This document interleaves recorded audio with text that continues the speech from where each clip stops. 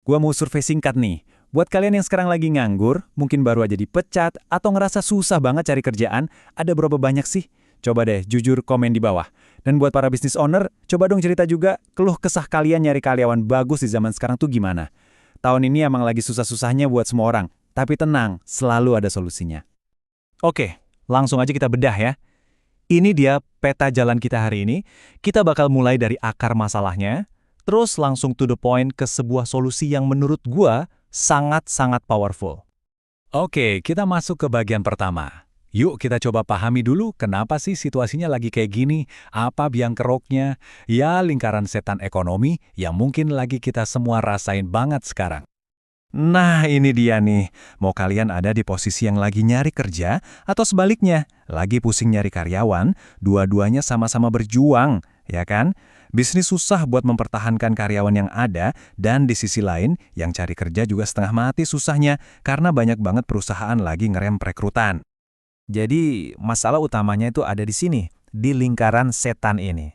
Logikanya tuh simpel banget, tapi nyesek. Gini, daya beli orang-orang lagi turun, ya kan? Akibatnya, bisnis jadi sepi. Terus apa yang terjadi? PHK. Nah, karena makin banyak yang di PHK, daya beli makin anjlok lagi. Gitu aja terus, muter-muter, dan akhirnya neken kita semua. Oke, ngomong doang nggak cukup. Sekarang, kita lihat angkanya, biar lebih kebayang. Karena ini adalah realita baru di dunia kerja saat ini. Angkanya beneran nggak main-main loh. Cuma di tahun 2024 aja, tercatat ada lebih dari 60.000 karyawan yang kena PHK dari 60 perusahaan besar. Dan ingat ya, ini baru yang tercatat. Yang nggak kecatat pasti lebih banyak lagi. Parahnya, setelah PHK, kebanyakan perusahaan ini nggak langsung buka lowongan baru. Nah, data ini nunjukin situasinya dengan jelas banget. Lihat deh, hampir 69% perusahaan itu ngerem total, alias freeze hiring. Angka ini jauh di atas rata-rata loh. Intinya, mereka semua lagi pada nunggu ekonomi stabil dulu, baru berani rekrut karyawan tetap lagi. Dan tantangan yang lebih dalam lagi tuh ada di sini. Ternyata, setengah dari tenaga kerja kita di Indonesia, itu pendidikannya hanya sampai level SD. Ini yang bikin ada skill gap atau kesenjangan keahlian yang gede banget. Akibatnya, banyak perusahaan global jadi mikir dua kali buat investasi di sini. Nah, karena inilah, fokusnya sekarang jadi bergeser. Karena kondisi tadi, aturannya sekarang berubah total. Ijazah kamu, apa, udah nggak sepenting dulu. Yang ditanya sekarang adalah, kamu bisa apa? Kamu bisa hasilin apa? Yap, skill is the new king. Terus, gimana caranya kita keluar dari lingkaran setan ini? Apa ada jalan keluarnya? Ada. Jawabannya adalah freelance. Sebuah solusi yang sebenarnya udah ada dari lama banget, tapi justru di saat kayak gini jadi super relevan. Coba deh lihat perbandingannya. Buat bisnis, ngerekrut freelancer itu risikonya jauh lebih kecil. Kerjanya nggak cocok, ya udah tinggal selesai. Nggak pakai ribet. Dan buat kalian sebagai individu, bayaran kalian itu murni dari hasil kerja, dari portofolio kalian, bukan lagi dinilai dari selembar ijazah. Ini nih, kuncinya buat para business owner. Kalian bisa mengubah fixed cost atau biaya tetap, kayak gaji bulanan, menjadi variable cost, biaya yang berubah-ubah. Artinya apa? Kalau penjualan lagi turun, biaya pengeluaran juga bisa ikut turun. Ini jauh lebih aman di tengah ekonomi yang serba nggak pasti kayak sekarang. Jadi ini jelas banget kan sebuah win-win solution. Dan sekarang tuh udah makin gampang dengan adanya platform kayak 1000 yang tugasnya nyambungin bisnis sama talenta-talenta freelance. 1000 sendiri udah bantu lebih dari 4 juta UMKM loh dengan 30.000 lebih freelancer yang udah terverifikasi.